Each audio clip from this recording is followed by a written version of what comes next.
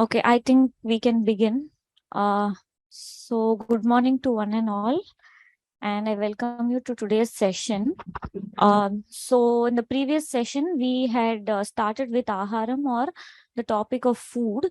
So in continuation to that, previous class, we saw predominantly about liquids and semi-solid foods, their properties and their actions. So today we will move on to Aaharam, that is the various kind of solid foods that we eat, or the different kinds of food that we predominantly eat and what their properties are. So kindly unmute, keep yourself muted and type in all your questions at the end of the session, so that one, it doesn't interrupt, and also that we make sure we don't miss any of the questions if it has already been typed before. So today we'll be covering some basic Shukadanyam, which includes monocots.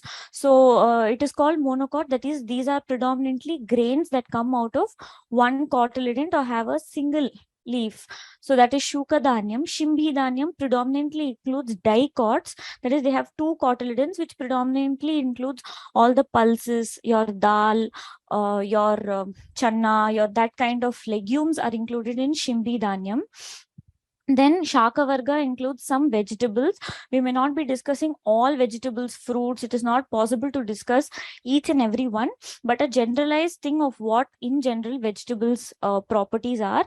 Some spices. Then Mamsavargam, an insight on the properties or different classification of meat. Phalavargam, that is the fruits, and some commonly prepared or cooked food, what their properties are, will be covered today. So moving on. So firstly, we will start with Shukadanyam, or the monocots. So they primarily include rice, wheat, barley, millets, corn, maize. So these are considered the staple food, that is the primary source of food, or predominantly the main source of food that we have. So there are many varieties in each of them that are mentioned.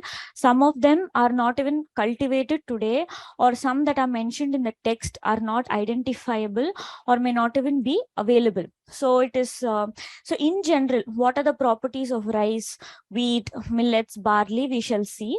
So first, let's go to rice. So white rice is also known as shali. So in general, shali or rice is madhuram. That is, it is sweet in nature by itself, and it is unctuous. It is very snigdam, that is nourishing to the body.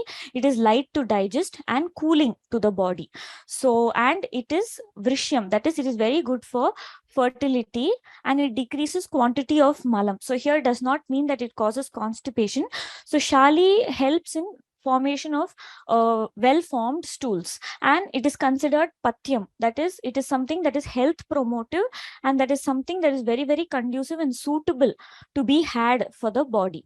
So these are the basic properties. Just like how milk, ghee, etc. by itself is sweet in nature, shali by its nature is madhuram or sweet. Then among that, vrihi, that is nothing but another variety, which is predominantly the red rice that we see, is vrihi. And again, there are many varieties in red rice. So among them, the rice that is grown in 60 days is called Shashtika Shali, which is considered the best among the Vrihi variety.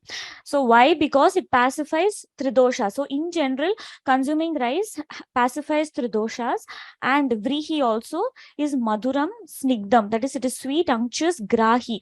Grahi is, it has a capacity to have make well-formed stools, and it is Guru. So the only difference between white rice and red rice would be Shali is Laghu, that is light to digest. Vrihi is Guru, which is heavy to digest. So which generally means when we have red rice, we get full slightly more easily. So less quantity of it makes us more filling, because it is slightly Guru or heavy to digest.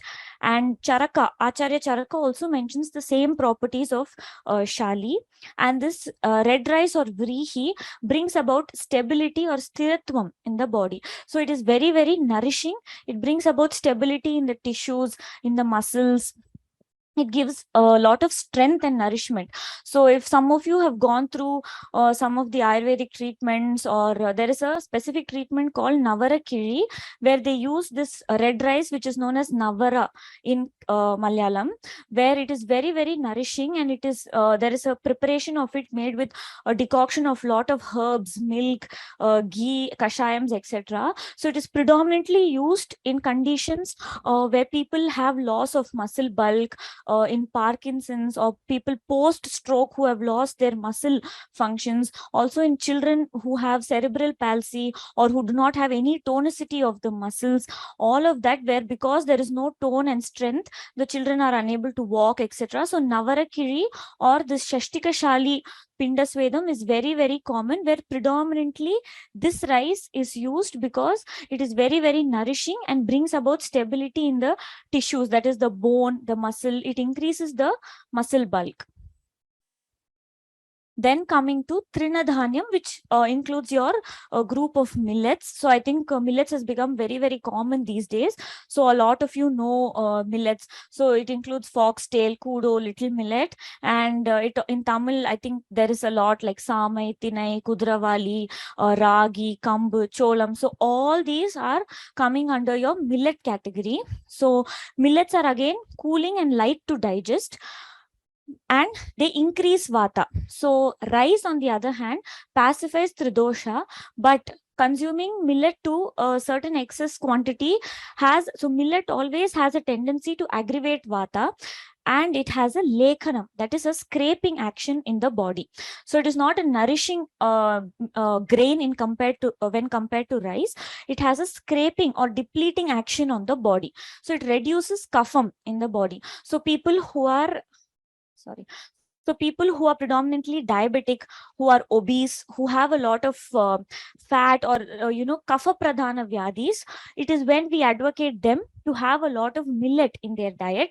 Then again, not a lot. A balance in grain is always very, very important, because excess consumption of millet will lead to aggravation of vayu in the body. So I think people would have personally experienced overconsumption of millet. So some people completely avoid rice, wheat, and those kind of grains, and switch to 3-meal millet.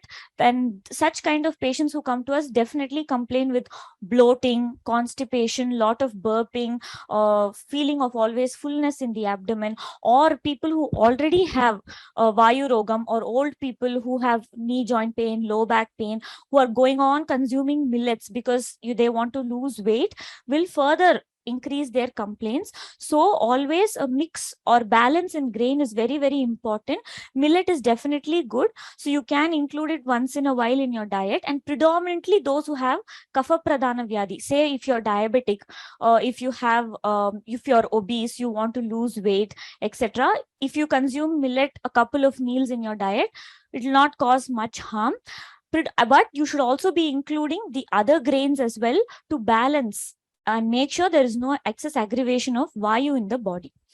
Yava is another grain or commonly used thing. It is commonly known as barley, and I think now it is very commonly available as jau, that is JAU, jau atta. I think a lot of people make rotis or chapatis with this. So this is also madhuram, that is sweet and guru, but it is not nourishing, it is ruksham. Then again, barley is ruksham or drying to the body, and it generates mala and vata. So it helps, again, it also helps in building vata, but has good formation. It helps in good formation of stool, and it brings about stability. And because it is ruksham or drying in nature, it helps in kapha pittam, mutram, and medas. That is, it helps in reducing kapham in the body. It is very beneficial in urinary related and medas, that is again fat related disorders. So again, if you're slightly on the heavier side, or you want to keep a check on your weight, prevent excessive weight gain, so always millet and barley help in losing some of the weight because of its ruksha gunam and the property to reduce kapham in the body. Then godumam. So that is nothing but wheat. So wheat again is madhuram, it is sweet, it reduces vata pittam in the body, and as you all know, it is heavy, it is unctuous, it is very, very nourishing, and it enhances fertility. So rice and wheat would predominantly come under one category, where they reduce vata, they are nourishing, and unctuous to the body, and it is sweet in taste, and it is balyam. So godumam provides strength to the body, provides stability. Then it is sandhanakari, that is godumam has a binding nature, so it helps in post-traumatic conditions. So both when consumed internally, and also if you see a lot of post fractures or post trauma cases where there is injury, a lot of Ayurvedic medicines or external lepam or pattu will have a lot of godumam in it because it has a binding nature to it. So predominantly these include the major staple grains that we consume. So rice and wheat reduce vata, they are nourishing to the body and unctuous, whereas millets and yava or barley predominantly are ruksham or drying to the body and deplete the kapham. So always having a balance of these grains is very, very important. So these days what we commonly see is a lot of children are given excessive millets. So rice and wheat should not be categorized as unhealthy food. Definitely there should be a balance. So over consumption of millet. So millet is something that is very depleting or helps in reducing kapham in the body. Whereas in children, rice and wheat should be predominantly given because it is the age where they grow, they nourish, their body tissues are building and growing.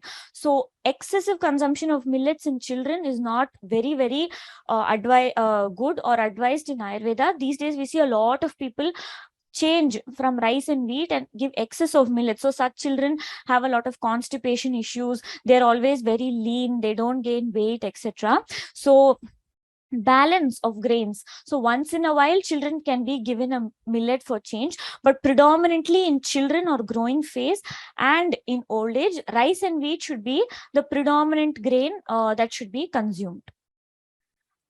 Then coming to Shimbi Dhanyam, that is the dicots. Those predominantly include the pulses. So either the full or the half. So green gram and the half of it is moong dal. Then it includes all the dals, your tur dal, your Bengal gram, masoor dal, horse gram, urad dal, sesame, all your seed varieties. So in general, the basic understanding should be all pulses in general cause obstruction to the normal passage of vayu. So that is, one is they tend to constipate and they cause obstruction to normal passage of vayu. So excess consumption of pulses, eating thick pulses, excessive pulses, reducing your quantity of grain definitely aggravates vayu and it causes blockages in channels. So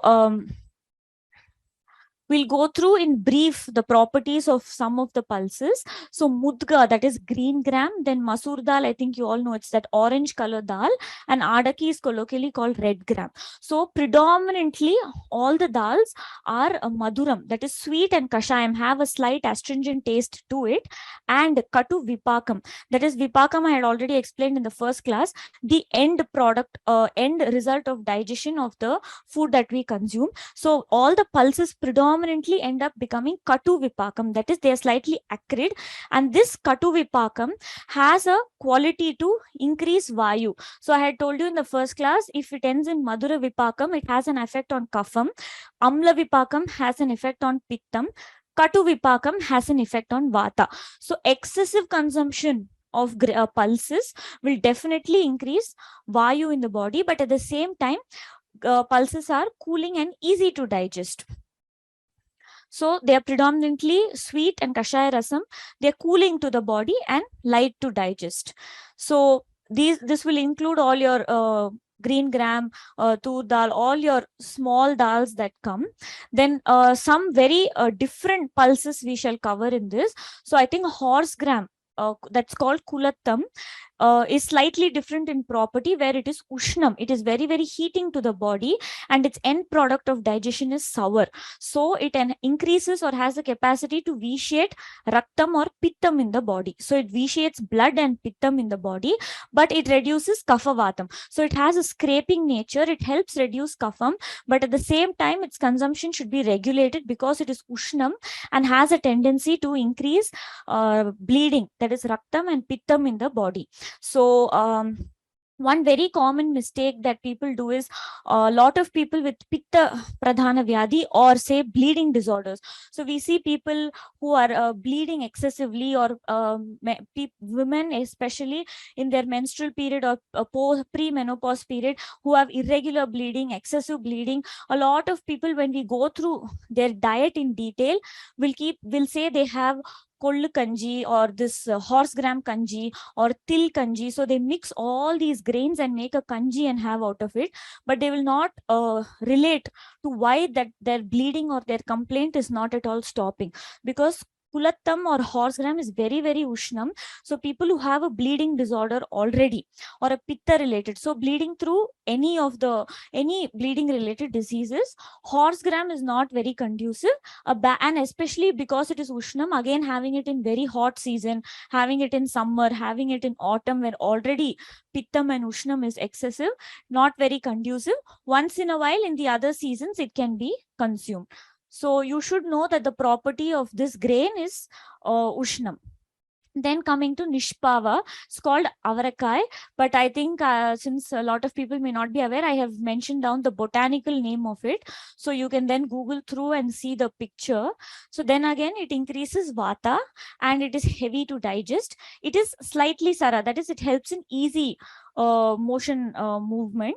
And again, when consumed in excess, it causes a bleeding disorder because it is slightly Ushnam, and it should be avoided in bleeding conditions, edema, and because of its ushna gunam, it has a property to destroy semen. So in a lot of fertility complaints, or when we are treating male fertility related cases, we ask them to avoid certain ushnam or very heating related food items, because it's not very conducive for the sperm formation. Then Masha's urad dal, I think all of us are very, very common with it. It's most commonly used for our day-to-day in our cooking, or even in the preparation of idli, dosa, whatever it is. Urad dal is extremely used. So urad dal is one exception to the other pulses that you have to remember.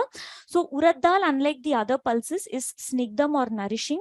It is heavy to digest compared to other pulses, which I told you are light and easy to digest, and it is ushnam. It is heating to the body, and urad dal is the only pulse that reduces vata, whereas consuming all the other pulses has a tendency to increase vayu.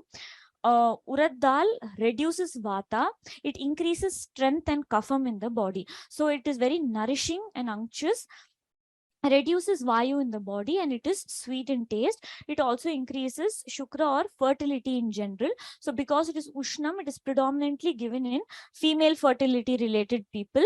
So urad dal is one exception that you have to remember, reduces vayu, and the other pulses have a tendency to increase vata. So among all the pulses that you see, starting from moong dal or masoor dal, they slightly are easier to digest, and as you move to the other dals, say tur dal, your channa, rajma, the other varieties of your kadala, sundal kind of thing, they become more and more heavy to digest, and more vata increasing in property.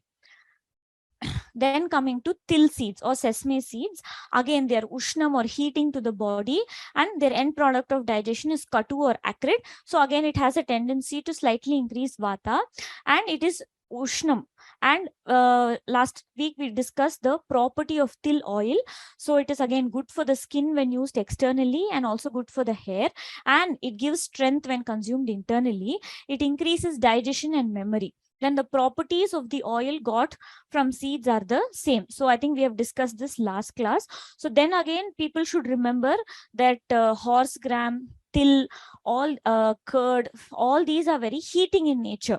So we usually give this as a part of diet to people who are having a lot of so people who do not bleed, or especially in women who do not have regular menstrual cycles, who do not have natural monthly cycles, we need them to have natural bleeding or increase the rakta gunam in the body, which is when we ask them to consume all these in a specific amount or in condition. But indiscriminate, daily consuming this. So there is some people who have a habit of consuming daily urad, kollu, tilk, kanji, and then they complain of lot of bleeding issues, a lot of pitta increased related issues. So knowing of these properties are very, very important. Then coming to linseed or flaxseed, I just thought of including this because a lot of people today are going through something called seed therapy, or a lot of people are recommended to consume seeds in various quantities. So this again is given in menstrual related issues in women who do not bleed. They are asked to consume this in specific amounts. Then again, the principle being, it is again ushnam, and it increases pittam and kapham in the body. So generally itself, when pittam and ushnam in the body increases, there is a tendency for the body to bleed, which is very much needed in people who do not have natural menstrual cycles. So otherwise, this is not a very commonly used seed or food article that we are generally seeing. So this is about monocots or dicots, that is the grains and pulses. So in general, both these shuka and shimbi dhanyam older than 1 year is considered lagu. So grains that are less than 1 year, harvested less than 1 year old, are slightly considered heavy or abhishandi to digest. But once they're 1 year old, they become lagu and easy to digest. And also Ayurveda recommends rice that is cooked in an open vessel and strained. That is, you have to cook and strain the rice and avoid pressure cooking. It becomes lagu or easy to digest. Even though principally Shali is guru, or it is very, very nutritious when you cook and strain the rice. Then roasted, if you roast the rice, it becomes lagu and easy to digest. Rice when consumed hot is lagu. So again, all doing all these transformations to rice make it easy to digest. Then coming to Shaka Varga or vegetables. So we will not be covering all the vegetables, just a basic outline of how generally vegetables are in Ayurveda. So in general, what Ayurveda says is consuming excess vegetables or consuming vegetables raw increase vayu in the body. So excess of vegetable is not advocated in Ayurveda, or consuming only vegetable and no grain or very less grain. Definitely people have an increase in vayu. So always the grain or the principal staple grain should be slightly more than the vegetable consumed.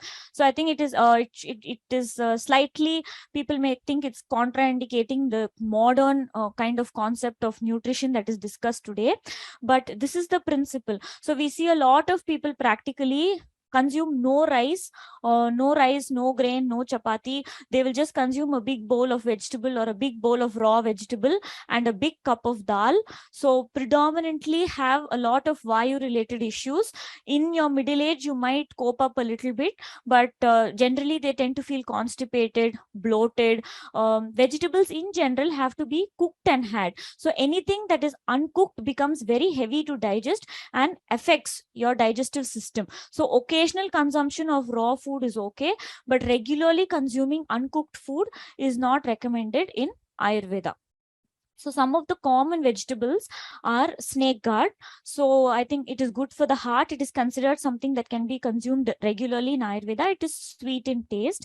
Then all the other gourds, or all the others that grow on creepers and climbers, like pumpkins, your melons, your other gourds, ash gourd, your snake gourd, all of it are generally maduram and sweet and nourishing, heavy to digest. So among all the gourds, your white pumpkin is considered best and good. It also has a capacity to reduce vata pittam. So I think white pumpkin people have commonly used. It is again mutrala. It is very, very beneficial in urinary related disorders, and it is also good for fertility. So then again, another point, Ayurveda does not recommend or insist on having anything raw, which would also include consuming raw juices or raw vegetable juices. So fruits are something that is to be consumed raw. Vegetables are always to be cooked, strained, and had cooked, never consumed raw, because they become heavy to digest. They increase vayu in the body, and it is something that is not very nourishing. So always cook and have your vegetables. Then bitter gourd It's known as Kara Vellaka. It is slightly katu or acrid. Predominantly, it is bitter, and it is deepanam. So it is good it is a good digestive and carminative, and it reduces kapham in the body, which is why predominantly people who are diabetic are recommended to have bitter gourd, or they have a lot of bitter gourd. So do not have it in a juice form. Then again, you can cook and have bitter gourd. It is also okay. Then brinjal, again, it is ushnam. It reduces vata. It promotes digestion in the body, and it is hridyam. So something that is good for regular use. I think these are most of the common vegetables that we use. Then drumstick. Drumstick is again, it reduces vata pittam. It is sweet in taste. It is cooling to the body. And because it is cooling and sweet, it nourishes and increases shukram, or it is very good for fertility. So these are some of the vegetables. So all the others also you can include. Your lady's finger, carrot, beans, whatever vegetables you consume predominantly have the similar gunas. So cooking and eating these vegetables in regular use is okay. So one other distinct thing mentioned in vegetables are the green leafy vegetables, which are mentioned in Ayurveda. So it includes all your spinach, your keerai, soppu, whatever you consume. Generally, in principle, green leafy vegetables are sweet, and they are ruksham or drying in nature. So they are not nourishing. And again, green leafy vegetables have a capacity to increase vata and kapham. So excess consumption of green leafy vegetables increase vayu in the body, and it is guru or heavy to digest by itself. So it slightly causes constipation during digestion. So owing to these properties, green leafy vegetables are always to be cooked well and had, and it should be cooked in enough oil or enough of snigdam to balance the drying nature and the increase. So it has a tendency to increase vatam. So this should be predominantly combated by cooking the leafy vegetables in enough oil and making sure it's well cooked. So I think a lot of people these days have a lot of raw salad or raw leafy vegetables. All the vegetables are consumed raw. So consuming green leafy in excess like that makes it difficult to digest, might constipate, and because of its ruksha and drying nature, it definitely increases vata. So green leafy vegetables are to be cooked well with enough and sufficient oil and had. So I think predominantly in our diet, in our cuisines as well, I think each time we have the green leafy vegetable, it is always cooked well, cooked with enough oil, and had in that way, which is what is recommended.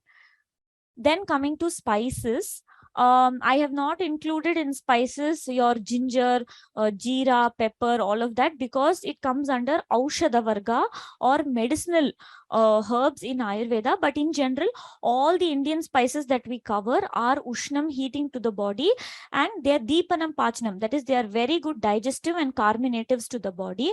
So we will not go into too much of those spices. I have covered 2 or 3 spices that do not include under medicinal. They're not included under the medicinal group of ingredients. So garlic is one of the common spice. So it is basically ushnam. It is heating to the body. It is pungent. It is tikshnam and katurasa. It is slightly acrid in nature if you taste. It has a property to reduce vata. So in vata vyadi, in vata pradhana conditions, or if you see even when you have a bloating, distension of abdomen, lot of gas buildup, so people always ask you to fry and consume garlic because it has a property to reduce vayu in the body. But excess consumption of it will vitiate raktam and pittam. So but as the term says, it's a spice. It is used in very little quantity and it can be used occasionally, and it is nourishing and heavy to the body. So because of ushnam, snigdam and guru gunam, it helps to reduce vata in the body. So then again, it is a very good carminative. It is rochanam. It is a very good appetizer, and it is hridyam. So it can be consumed, and it is good in arshas, or people who have a piles condition. Then again, it should be a non-bleeding pile condition, because if they're already bleeding and consume too much of this, then it increases the bleeding further. So generally, if you see in our diet itself, if we have or make something that is excessively gassy, or when you make preparations like channa, rajma, or a lot of potato, raw banana. So all these tubers in general tend to increase vata. So in these kind of dishes in general, so they use a ginger garlic paste, or definitely garlic is always added by tradition in our food, that is predominantly to reduce the tendency to increase vata. So is my screen visible or has it gone away?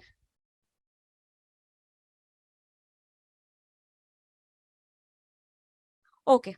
So which is why the balance of vata is very, very essential. So when you have something that has a tendency to increase vata, using these kind of spices tends to balance out the vata. Then coming to palandu or onion. So small and large onion both have similar properties to garlic that we just discussed, but in much lesser intensity. So the ushna gunam, the snigdha gunam, or the tikshna gunam is much lesser, and the only difference is onion does not increase pittam. So it is something that is used regularly in our diet or food. It also helps in reducing vatam. It is ushnam, and it is very, very good. It's a good carminative, digestive. It's a good appetizer, and it is very good, especially small onion is very, very beneficial and good in non-bleeding hemorrhoids or piles. It is also recommended as a part of their regular diet. Then hingu or asafoetida, I think people know it's one of the most common Indian spice that we add in almost all our preparations. So why? Because it reduces vata greatly and increases pitta, not to such an extent, because we hardly put a couple of uh, sprinkles of this thing in it. Excess consumption increases pitta. Regular consumption of it in small doses does not. It is very, very good to reduce vayu, and apart from giving taste to the food, being a good carminative and digestive, it is very, very good or beneficial in shulam or any kind of pain. So if you see any kind of stomach pain, gas related pain, ailments, externally and internally both, I think in a traditional form hingu was commonly, or asafoetida is predominantly used. Even if you see the Ayurvedic group of medicines that are predominantly given for the stomach or for digestion, hingu will be a predominant content in it, because it has a capacity to reduce shulam or any kind of pain in the body and prevents the aggravation of vayu. Then some other spices that I mentioned, these are not a part of Indian cuisine, but in a lot of other cuisines, I think they use basil, lemongrass, sweet basil, mustard, lemon, etc. So this lemon dressing, the other dressing of it, using it as a raw thing. So in general, all spices are katu, that is, they are slightly acrid or pungent, and these spices are ushnam, laghu, and drying to the body, and they cause a mild burning during digestion. Then again, they are good carminative and digestive, but these spices are not recommended for very regular use because of its tikshnam or sharp guna, and predominantly these are used raw. Whereas in our cuisine, the spices are not added raw; they're always cooked with the food and had. So this external dressing or using all this as a top dressing and raw may further increase the burning and pittam and the ushna gunam, and they readily vitiate doshas. So these kind of spices have a tendency to readily vitiate dosha, and they are not good for semen because they're excessively ushnam and pungent. They are not good in male fertility, or excessive use of them over a period is not very conducive for the eyes as well. So this is about the rough spices that we use. So then again, I have not covered your turmeric, jeera, pepper, because they all have similar properties where they're ushnam, they're heating to the body, they're good carminative, they're good for digestion, and they help reduce vata. So this is the general property of spices that we use. Then coming to mamsa varga or meat category. Predominantly, the meat that is available is divided into Jangala Desha, that is animals that are that grow in dry or arid habitat, Sadharna Desha and Anupadesha. That is, Anupadeshas, they are found in wet marshy lands. Then coming to Jangala Desha, again, the meat that is available is roughly divided into a couple of categories. So you need not remember the details of it, but I have just mentioned. So they are divided into Mriga, Vishkira and Pratuda. That is, Mriga is they graze the ground in search of food, such kind of animals. So it includes deer, rabbit, etc. Vishkira are the birds that scratch the ground for food. So it predominantly includes the small birds, quail, cock, fowl, etc. Pratuda are animals that peck their food from the ground. So it includes parrot, sparrow, pigeons, etc. So this is textually given, and but currently, or in the current scenario, most of these meat are not available or are not consumed regularly. The most common that we can see are small birds, squirrel, cock, partridge. All of these are commonly consumed. So the understanding should be, what is the property of meat that is available in a Jangala Desha animal is all Jangala mamsam are light to digest and cooling to the body. So they are suitable when there is a vitiation of all doshas. So consuming of Jangala Desha meat balances out tridoshas in the body. They do not vitiate doshas. And among Jangala mamsam, tittiram or the small birds are considered most ideal and best for consumption. They pacify tridoshas. They are easily seen and available, and they are very, very nourishing, unctuous to the body, and guru. That is, they are slightly heavy to digest, but they also help in reducing vata. They are nourishing and unctuous to the body. So predominantly, that is what Jangala Desha animals are. Sadharana Desha includes animals that are living in burrows, and animals that prasaha are animals that extend their neck forward and search for food. But predominantly the gunas or properties of these are not mentioned. And I also think practically none of these kind of animal meat is consumed today. So predominantly let us look into Jangalam and Anupamamsam. So Anupadesha are the animals predominantly that grow in water. It includes your entire group of seafood and that grow or graze in marshy lands. So Mahamriga includes your heavy large animals, which includes your pig, buffalo, etc. Jalachara, animals that swim in water, which includes your goose, pheasant, etc. Matsya, predominantly all your seafood, so various kinds of fish, crab, prawn, or whatever seafood that you predominantly consume comes under Anupadesha. So what is the property of such kind of meat? All Anupamamsam are heavy to digest. In compared to Jangala Mamsam, which is light and easy to digest, Anupamamsam are heavy to digest. And coming to beef and pork in particular, they are extremely guru, that is very, very heavy to digest. Though they are nourishing to the body, it is heavy to digest. And fish extensively increases kapham. So we should remember all Anupamamsam, that is including your beef, pork, your seafood, all Anupadesha mamsam has a tendency to increase kapham in the body, and prawns are not considered something that has to be had regularly. It is considered the worst among your food category, because it has a tendency to vitiate and aggravate all the tridoshas. So occasional consumption of it is okay. In general, Anupadesha mamsam, that is consuming of beef, pork, a lot of seafood extensively, has a tendency to increase kapham.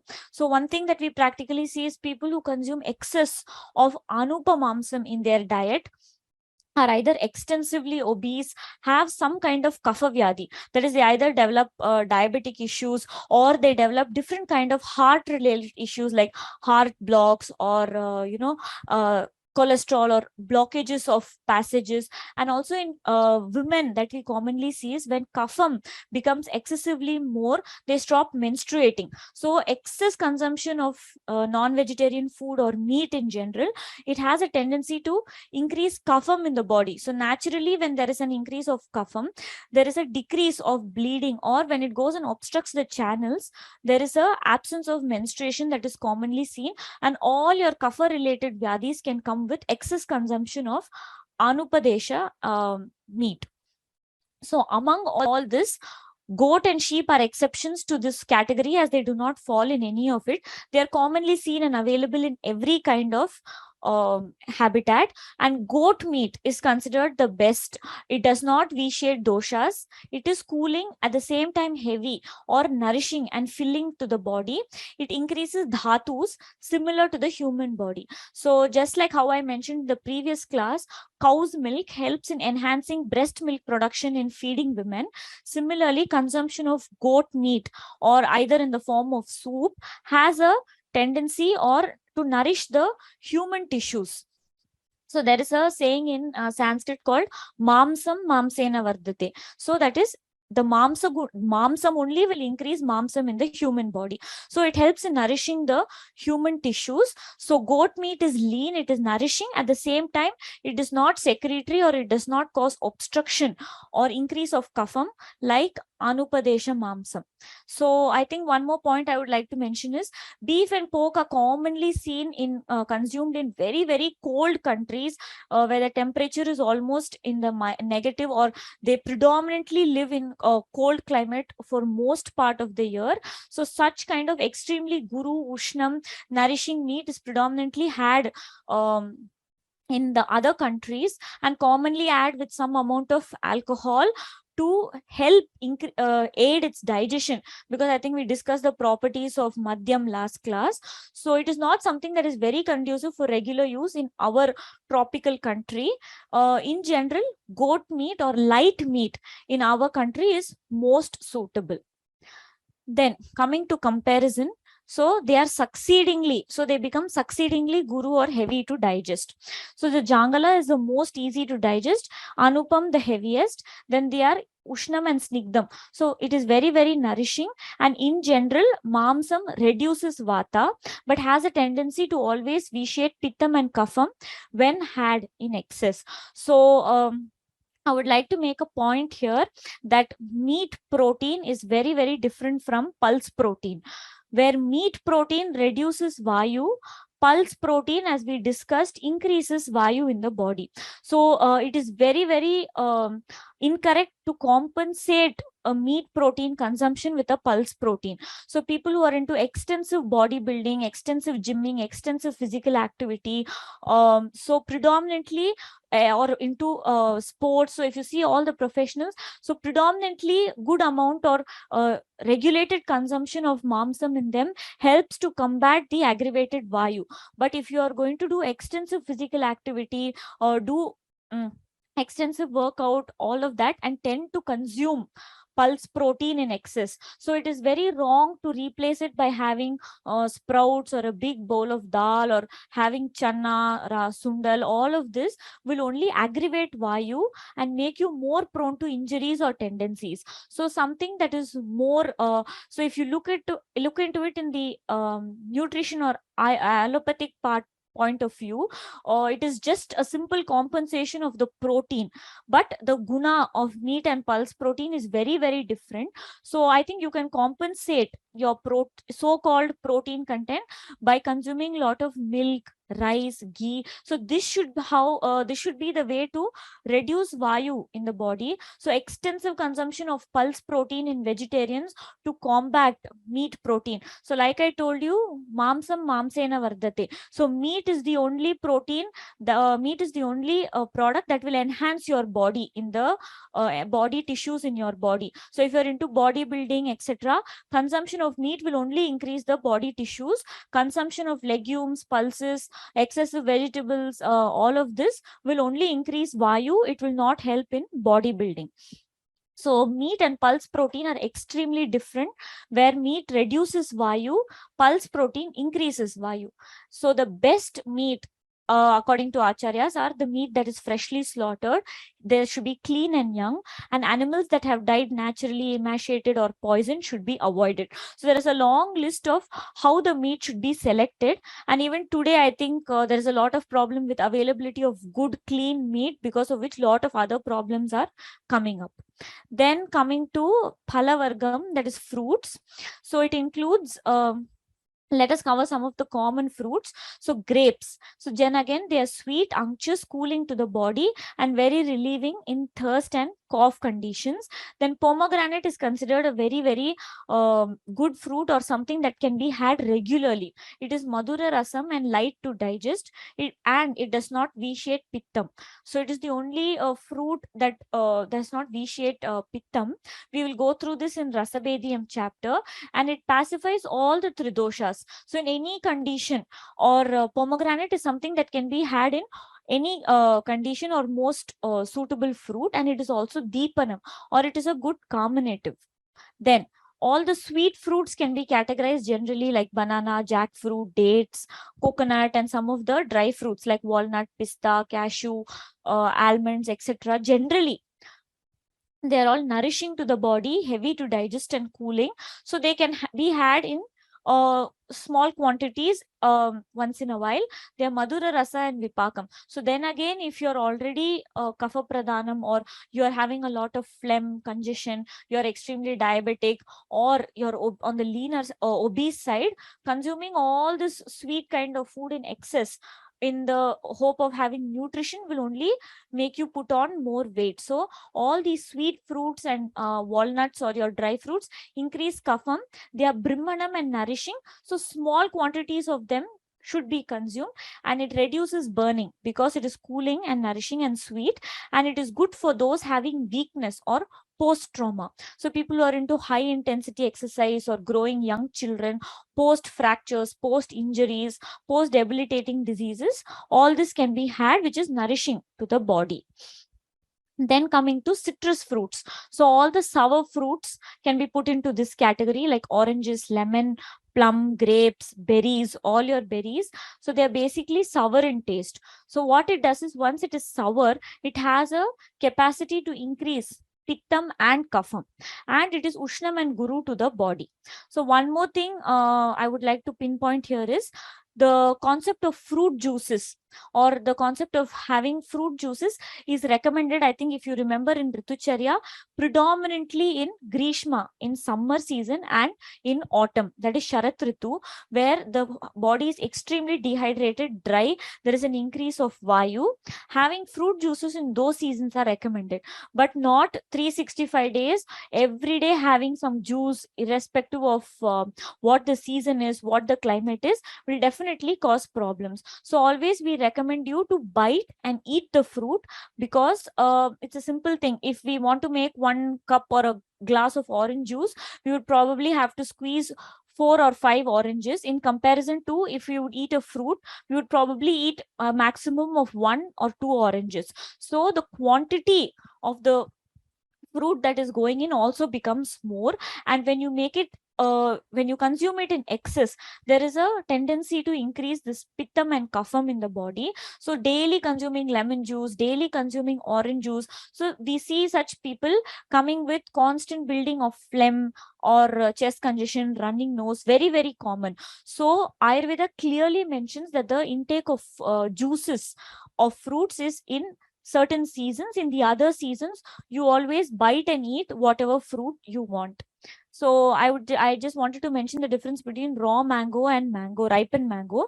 So raw mango again increases vata, and it is very heating to the body. It generates bleeding disorders, whereas a ripened mango reduces vata. It is sweet, and it's also kapha vardhakam, very, very nourishing, very sweet, and has a tendency to increase kapham in the body. So this is about the general category of fruits that we mostly consume. Then some of the common food preparations that we eat. So meat soup is very, very nourishing to the eyes, improves fertility, and provides a sense of satiety or satisfaction. So it is very good in debilitating diseases, people who are extremely weak, people who need a lot of nourishment, recuperation, people who have lost a lot of weight post any kind of illness or treatment.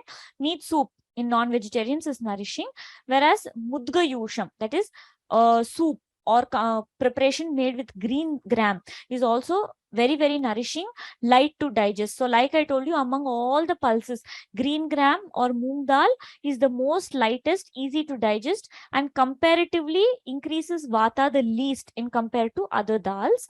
And it is very, very good for after any cleansing or panchakarma that you have undergone. Usually if you go through, they will ask you to only have green gram or moong dal for some time to build up your digestive capacity.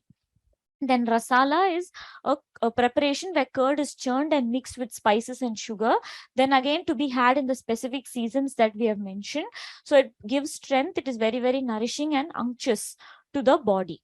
Then panakam, I think people are very common. It is a drink prepared with fruit juices with sugar, spices, and jaggery.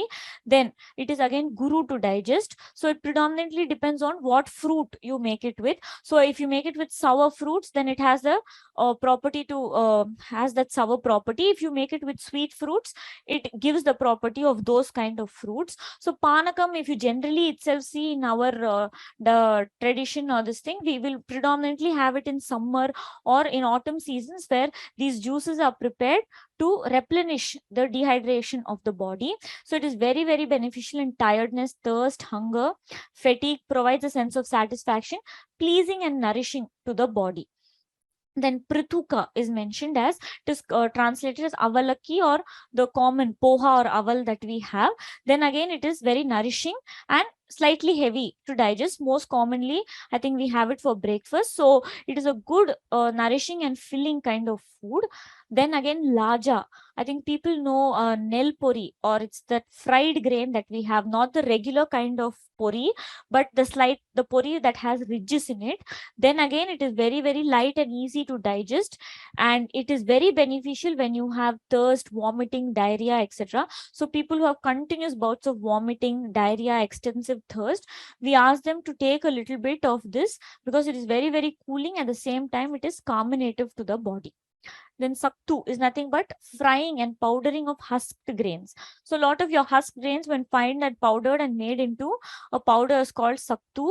Then again, it is lagu and easy to digest, because once you fry something, it becomes lagu or easy to digest, and then it relieves thirst, hunger, and tiredness, and it provides nourishment or instant kind of energy. However, consuming the saktu regularly is not recommended. So some ingredients, when cooked in different forms, become successively lagu.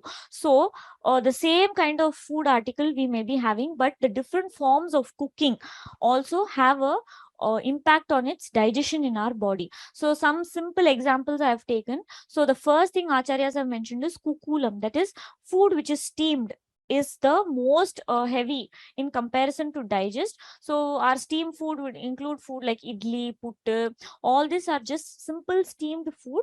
That is, they're slightly more filling and take some time to digest compared to cooking using a hot pan. So when you use the same ingredient to make dosa or chapati or roti, when it's cooked in a pan, it becomes slightly easy to digest. Then brashtram is when you fry. So your scramble of either vegetables, meat, when you saute your vegetables in some amount of oil or this thing, they further become slightly easier to digest. Then that which is made in furnace, I think a lot of it, we don't use furnace these days, but using of this hot furnace to make bread or your naan, all of that makes it even easier. And the most easy to digest becomes cooking in coal. So in very, very cold countries, they use this coal to barbecue or roast. So predominantly roasting is what the concept should be, makes it most easy to digest. So which is why when we ask you to make kanji, or when you are sick, we always ask you to roast your rice and then powder it and have, because always roasting helps in reducing the guru guna of any kind of food. So successively, so steamed food is slightly more heavy to digest, as it comes in touch with agni or fire or the cooking component. The digestion process of it becomes slightly lagu or easy. So food that we eat is beyond just protein, carbohydrates, fat, vitamin. I think people are so much into just this concept now that what it does to the doshas of the body are not exactly considered. Then Ayurveda analyzes the guna karma of food and how it affects our health. So whether it increases vayu, decreases vayu. So when people come with certain disease condition, we analyze their diet in detail. So why they end up getting this disease definitely has to do something with food. So which is why there is a there is a pathyam, or there's an avoid list that is there in each and every disease, because Aaharam is given so much importance in causing vyadi. So without what you consume plays an important part on your health. It is not just supplementing protein, carbohydrates, fats. If consumed in the right way, in a balanced way, I think all of these will be appropriately covered. So what and how we take food is also very important. So having known the properties of different food varieties now, so later on when we move on to how we should take food that is mentioned, you will be able to correlate these properties of food that we have learned now better. So thank you for your patient listening. So we can move on to the doubt session, or if there's anything that we have to go through. So we can just do a quick recap. I think today we saw about the shukadanyam, that is the grains, that is rice, wheat, millet, etc. Then in shimbi danyam, we predominantly went through pulses, where urad dal is the only one that reduces vata, whereas all the other pulses have a tendency to obstruct vata and increase it, have a tendency to constipate you. Then we saw a different group of vegetables and how cooking and having vegetables and consuming it in moderation is important. Then we covered about the meat category, where jangala mamsam, or typically goat meat, is ideal for frequent consumption, and how meat protein is very different from pulse protein, and some properties of fruits and some spices, and lastly some commonly cooked food is what we went through. So I think we can go into the question answer session. 1 second. So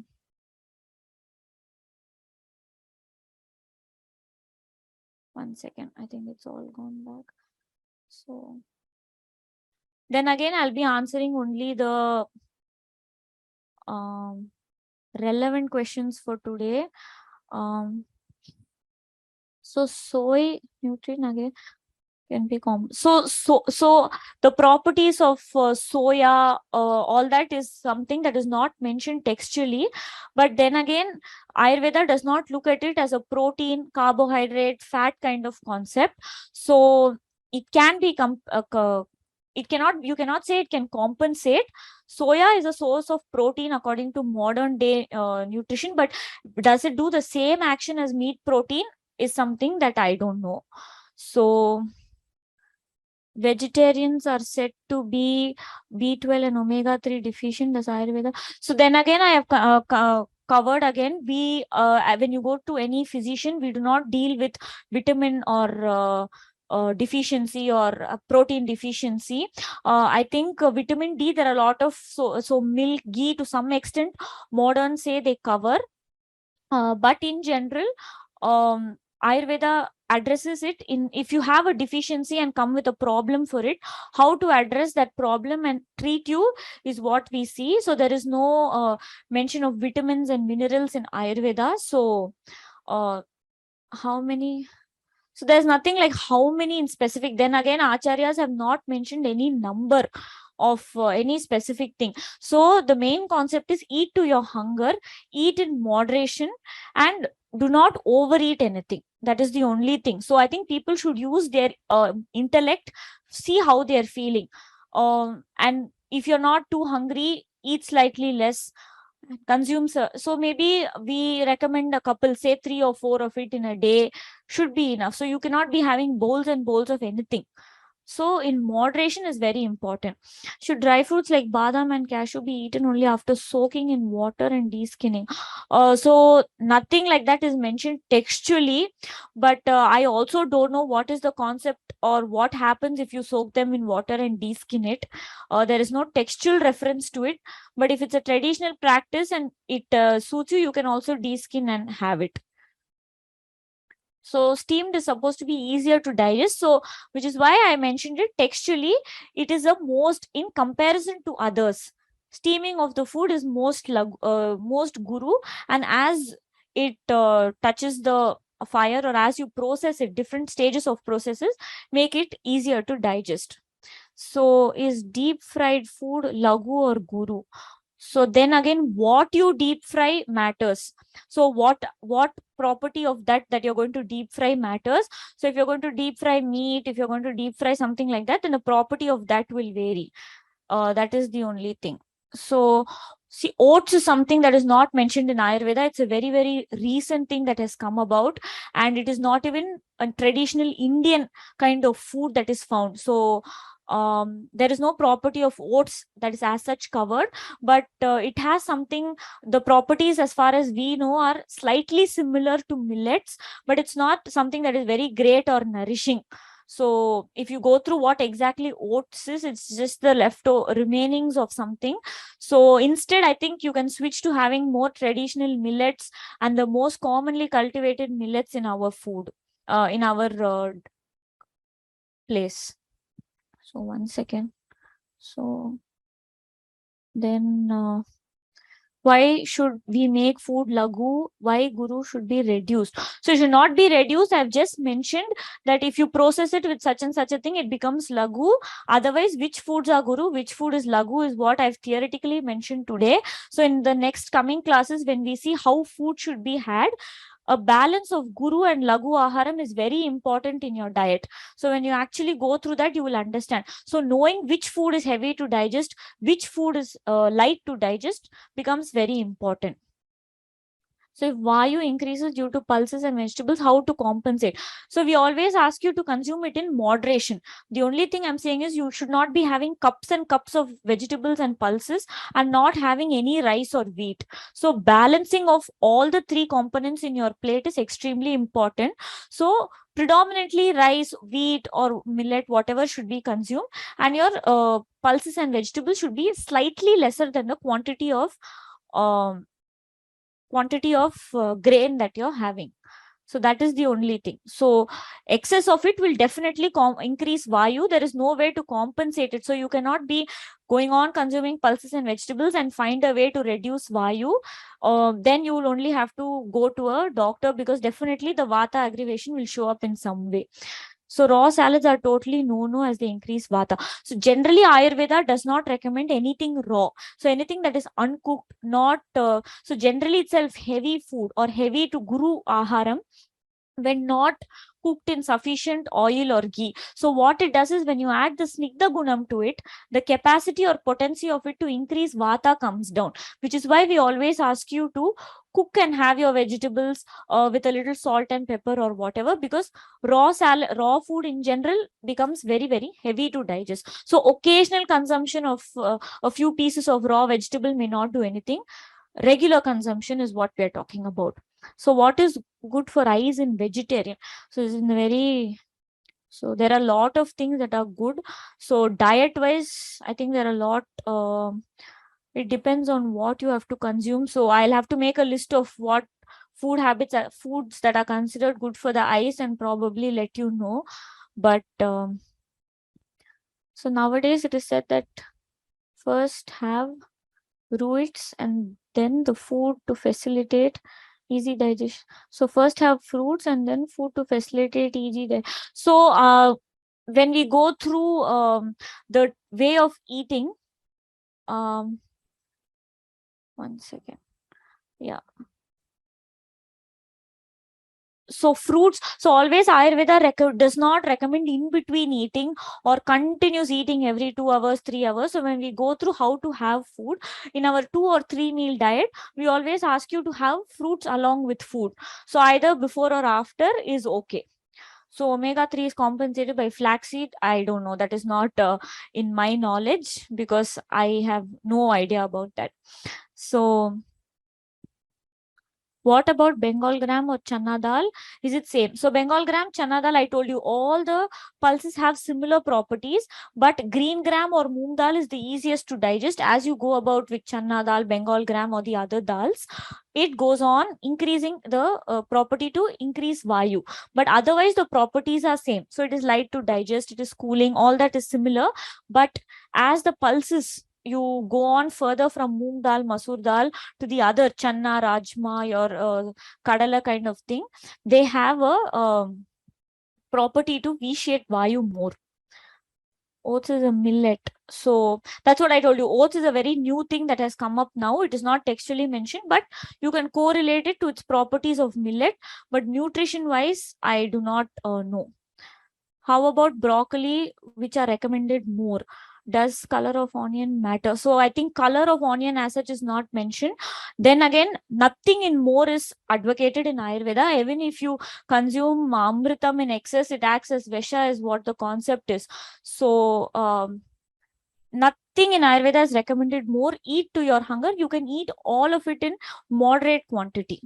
So please use commonly known Indian names. I think because there are a lot of people with a lot of languages, I just mentioned the English terms.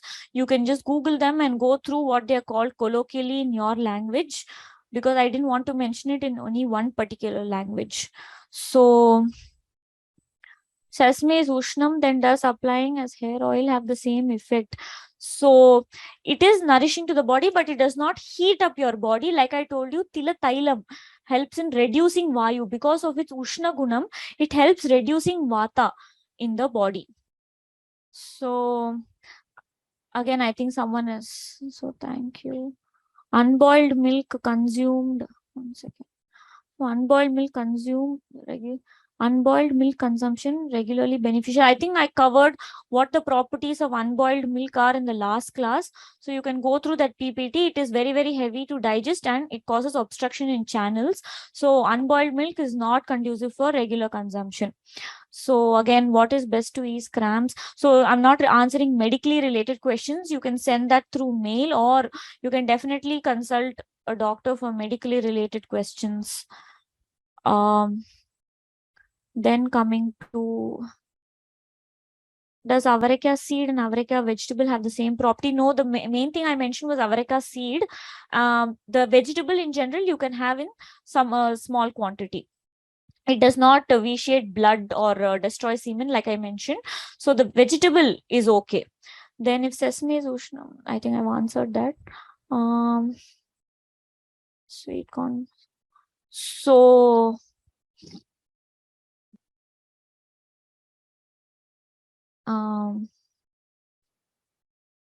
so I think till if you consume alone, I don't think it is sweet. It has a slightly acrid taste to it. But you should also know that it will also have an anurasa to it. That is a second kind of taste that comes to it.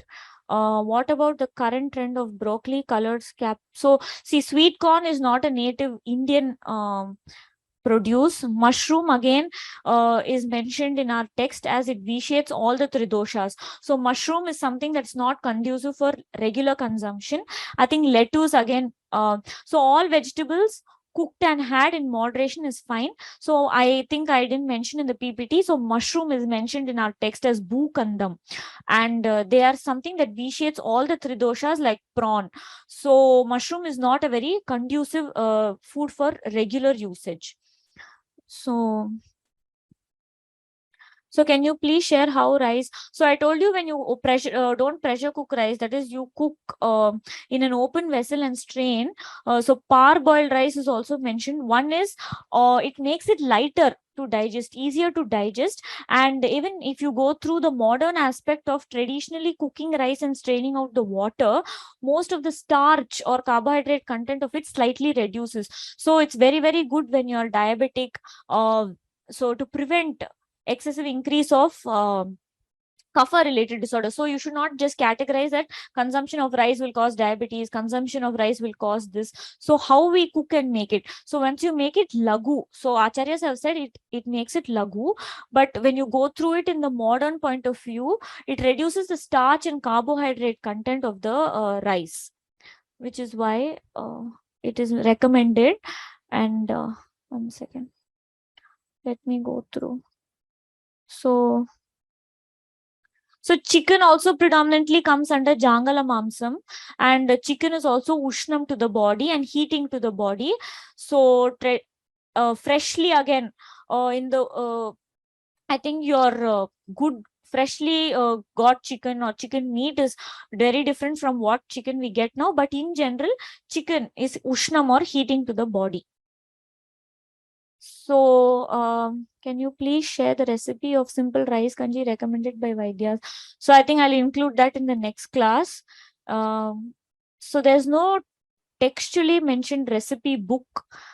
I think our traditional way of cooking in itself. So, when we go through the different ways of eating, I think you will get an idea of how cooking is. Otherwise, generally itself, our way of cooking is commonly okay. I think there's no specific Ayurvedic recipe book.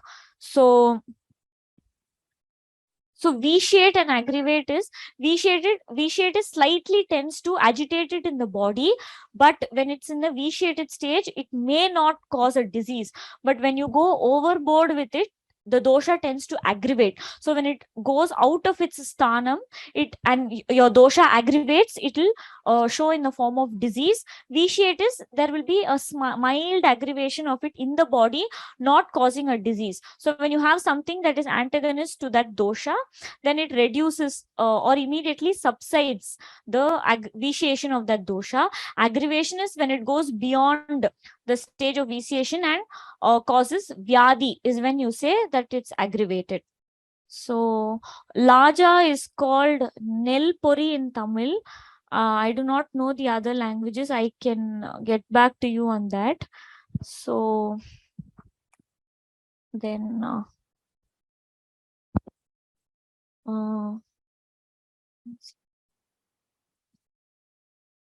so generally we steam, I didn't mean to say steam food is heavy to digest, that it will not take hours together.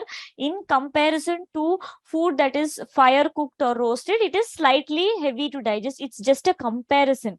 So it still does not mean that it is extensively heavy to digest. So how can we then at home, rotis do not cause heat. Then again, what ingredient you make of it will matter. So godumam is generally cooling. I told you it is maduram snigdam, so it is not heating to the body. So as far as text says, brinjal is not, there's no reference of brinjal that is poison and not good for the eyes. So according to my knowledge, I don't think so. So then could you speak about groundnuts? So there is nothing textually mentioned about groundnuts. Then again, you can include it in your pulse category. So then again, groundnuts or peanuts also are vatavardakam, but they are nourishing to the, so in some moderate quantity you can have all of it. So anyway, groundnuts are not something we have in very excessive quantity. Then again, it comes under pulses. So that's what, it's impossible to cover each and every food article. So you can categorize it in that group that we have discussed. So then again, I don't know of any recipe book. So because in leafy vegetables, squeezing out the juice is very essential because it is very guru or heavy to digest and increases vata. So all these transformations that we do with green leafy vegetables make it easy to digest for us. That's why it has to be cooked well, or what they mean to say is cleaned and squeezed out, cooked well so that it becomes lagu to digest, and then cook it with sufficient oil. So is a vegetarian diet wholesome? To some, definitely wholesome. So when we go through how we have to eat, then definitely you can. So 1 second. Could you share your opinion on fermented food like pickles? So then again, I told you pickles definitely have vinegar. So we have discussed the property of vinegar last class, and not something that is conducive for regular use. Occasionally, I think you can have. Then so I told you then vegetables are not advocated to be had as juice. So does ashgard juice having daily is good. So we always ask you to cook, cut and eat the vegetable. There's no particular season in which vegetable juices are recommended in Ayurveda. Because anything raw makes it heavy to digest, and so much of that quantity of that vegetable or fruit is actually not needed. Should understand the quantity that is also going in. So always cut and eat that fruit, and cook the vegetable and include it in your diet. So you can include ashgard even 2 or 3 times a week in your diet. So what does Ayurveda say about fasting? We will go through food, I think, in the next class. Idli is less digestive compared fried food or I didn't get this. Idli is less digestive compared fried food or meat seems. So you cannot, I am not comparing idli or steamed food to the guru guna of the meat that we have. I have just given a comparison in the different forms of cooking. Steamed food is slightly more heavy to digest compared to the other forms. It does not make it that idli and other steamed food are as heavy as meat to digest. So that is not the meaning of that. I think I've repeated that. And if we slightly fry dhanyas, it does not decrease your value of anything. Roasting of any food or this thing just makes it lagu or light to digest. That's all. So will you be covering? So I will not be covering other spices used as medicine. I've just given you a general outline of the properties of it. We will next go through. Then food that is fatty increases cholesterol. So again, I think we cannot compare what cholesterol is to vata, pittam or kapham. So generally cholesterol is when you have excessive of fat blocked in your channels or obstructing it. So it can definitely be seen as kapham. Then I think curd, buttermilk, we have discussed in detail last class. I'm not going through it. So guru is heavy to digest. So you should know that it is heavy to digest. Lagu is, it is slightly more easier to digest. So otherwise, again, it's all repetition. Kindly cook your vegetables and have. So was elephant meat and beef eaten? I have no idea what is mentioned in the text. So I've just mentioned the group of animals that come in various categories. I think beef is even eaten today. So I don't know about the other kinds of meat. So then again, I think when we come to how to eat, we can cover some of the topics. What is Jangala and Anupa? I think I've been covering it from the first class. So please go through the classes if you have missed it. Yeah, so then again, goat is red meat and people consider it guru. So which is why we say actually goat meat I have mentioned is light to digest, but goat meat is cooling and it pacifies tridoshas, whereas chicken is actually ushnam and increases kapham. This is what Ayurveda says. So goat also preferably we ask you to have fat free in the form of fat free meat soup. That is, you remove the excessive fat from it and have. Chicken is something that is ushnam, heating, and not very conducive for regular consumption. So is it?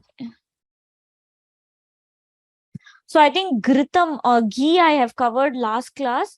It is very, very beneficial in old and young people. And what are the benefits of ghee? I have mentioned in the previous class itself.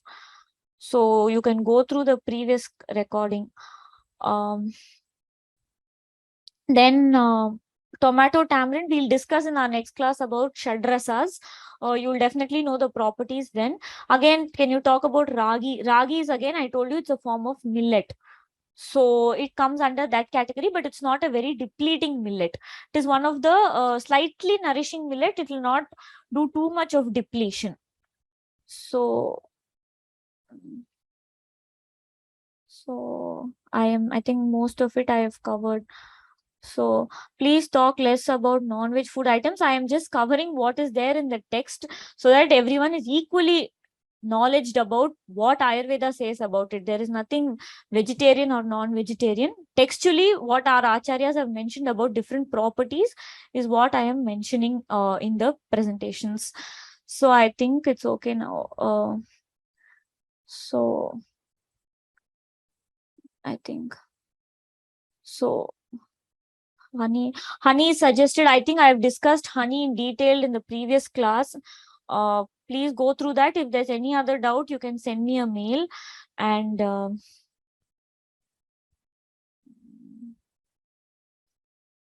one second. How to roast rice? Roasting is just dry roasting the rice in a vessel. So sugar levels and honey consumption I have covered in the previous class.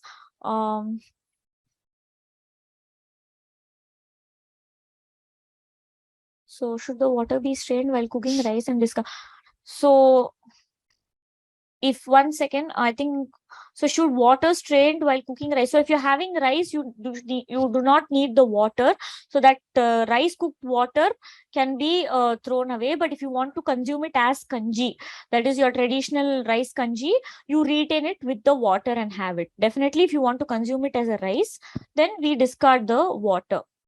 So I think lady's finger okra I've covered. It has similar vegetables properties as other vegetables. Nothing very major or nothing that should not be consumed regularly. So what is a guna and right?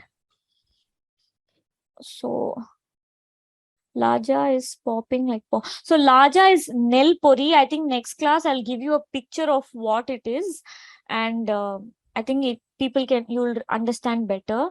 When coconut oil used or gingerly oil. So I think oils also I have covered in the previous class. The properties of oil depends on the property of the seeds. But we have included gingerly oil last class, and coconut oil is also very, very beneficial. There's no specific season for anything.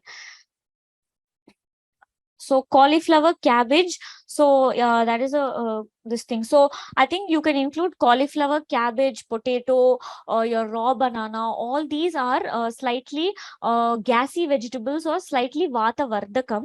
So they're not the same as brinjal. So your cauliflower, cabbage and all slightly tend to increase vayu, whereas and potato, your raw banana, all your tubers that you have, commonly known as kerangu, have a tendency to slightly increase vata. So that is not something that is I didn't mention. I can include it in the next this thing. So yeah, so I think last class you can go through the previous recordings for the previous class topics. Yeah, so if people want to unmute now, they can. I think we're running out of time as well. So hello, am I audible? Yeah, tell me, sir. Okay, I have 3 questions, madam. The first question is on red rice. I'm not clear of red rice. Is it the brown rice or is it the parboiled rice or? So in all varieties of rice, there is parboiled rice. So parboiled rice is when you partially boil it with the husk. But I think red rice is that Kerala rice that you have that is slightly has that red this thing in color to it. What is the name you mentioned in Malayalam? Navara Arasi. Navara Ari. Navara Ari. Okay. Yeah. I'll figure it out then. Yeah. Okay. The second question is on a jangla meat slide. If you can go to the slide. 1 second. Right on top of the slide, it says it's heating, but right at the bottom, it says cooling. So I was trying to figure that out. So 1 second. So the cooling in 1 second. So I think the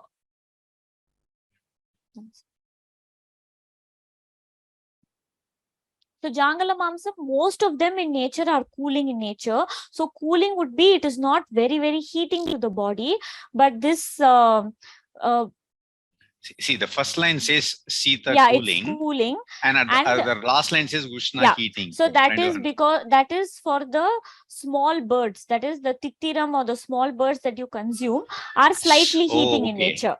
But predominantly, what I would like to convey is, in general, Jangala Mamsam is not too heating when comparison to your other heavy meat. Okay. And the third question is on the various cooking styles, and you says how they vary when it comes to heavy or lagu. My question is very general. Where would you classify, say, for example, making a sambar in a South Indian tradition?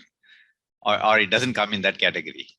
I think it doesn't come under it because it is made with pulses and this thing. So nothing as such in that, but this is just a rough example of how the property of food becomes.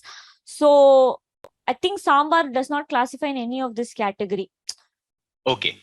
It's basically a cooked food. Thank you, madam. Yeah. Well, thanks a lot. That's it from. Okay. Anyone else? So chicken is not titira. Titira are the small birds that you consume. So I'm not too sure of the details. I think a lot of various small birds are there that you consume. Chicken is actually ushnam and heating to the body. So anyone else wants to unmute? So I will mention in the next class in the slide about the traditional way to consume kanji. So Hari Om, ma'am. Hari Om, tell me, ma'am. This rice and wheat, the barley that you just mentioned. Tell me, ma'am. These are combinations to be used, or they are in one meal when you have red rice and you have white rice, is biryani is made of different rices. So no, so in your entire day, you split your grains. That is, now from 2 meals, we have come to a 3-meal concept. So I think when we're eating 3 times a day, we can definitely balance between rice and wheat and a millet. So some people, what they do is they consume all their 3 meals a millet. Every day they have millet with no rice and no wheat. So that is what you should avoid. So predominantly, if you're diabetic or if they come with high sugar levels, as a physician, we tell them to have 2 meals a millet, 1 meal rice or wheat. But in general, if you're healthy, want to include all the grains in the diet, you can balance it out in different meals. It's not that all the grains should be included in all the meals. So when we have these multi-grain combinations, is that a good idea? It's okay. I think your atta these days comes in multi-grain. That is okay. Okay. That is fine. Yeah.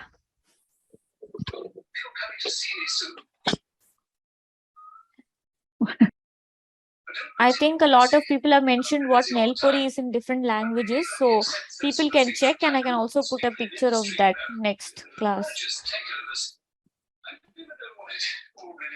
Hello. Anyone else? Yes, sir. Tell me.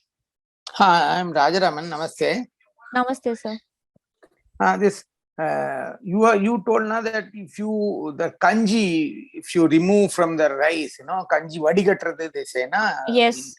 If you cook on an open pot, traditional way, not in cooker. So you are telling that kanji is takes away the heavy part. So the diabetic can eat the rice which is removed of kanji.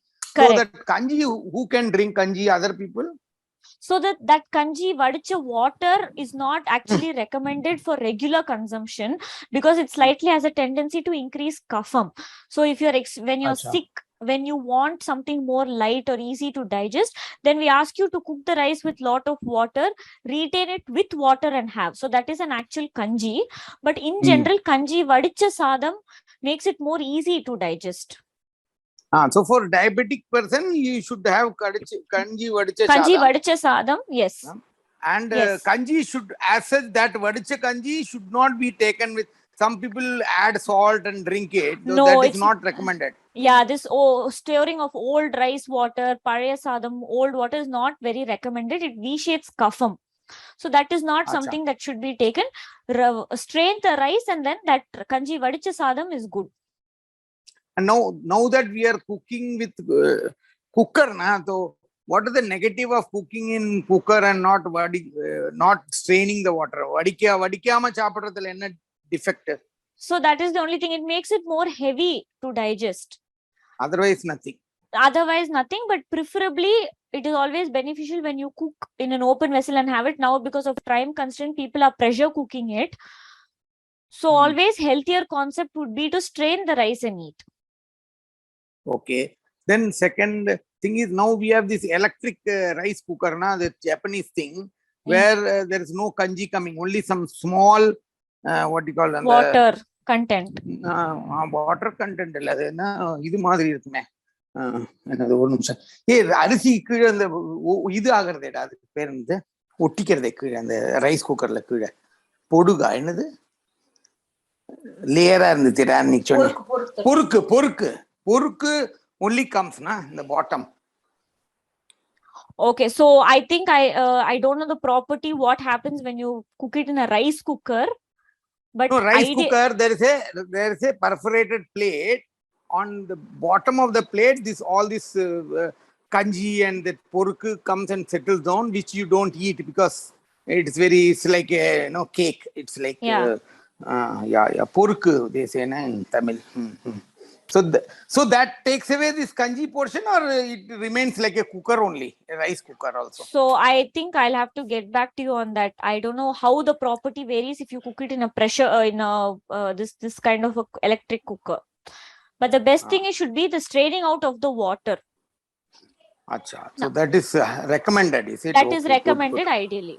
Yeah. Ideally. So that will be light on the stomach and easy to digest. Easy to digest, correct.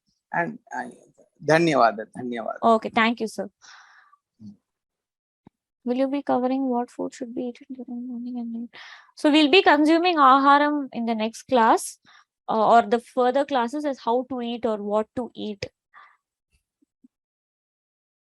So if there's anything else, we can, if anyone wants to unmute. So. Ma'am, I have a question. Yeah. Regarding that Vadicha Kanji, if it becomes light, right? And if it is easy to digest, then for diabetic patient, would it not digest fast and they will have hunger quicker, right? So you should also know that it removes a lot of the fat and the carbohydrate and starch content, which is predominantly increasing the sugar value. So they can have sufficient quantity of rice. Lagu does not mean it will digest within half an hour or 10 minutes. That is not the understanding. It is more easy on the Agni for them to digest, which means that it is lighter on the body for them to digest. The time taken to digest will not differ. That is the thing. Thank you, ma'am. Thanks for the clarification. Thank you.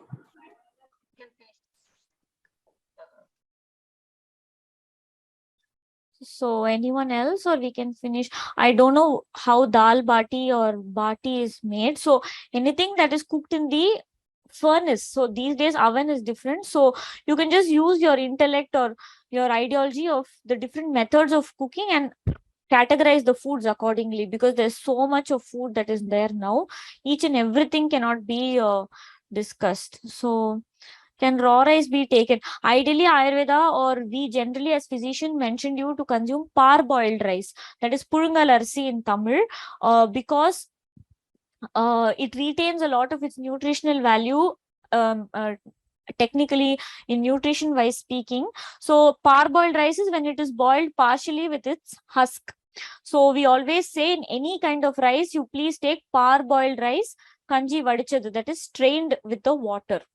So that is again pacharsi or raw rice becomes slightly more heavy to digest, which is why generalized category that rice is unhealthy, rice is not good is consumed. So how we consume it and in how much quantity we consume it definitely will give its benefits.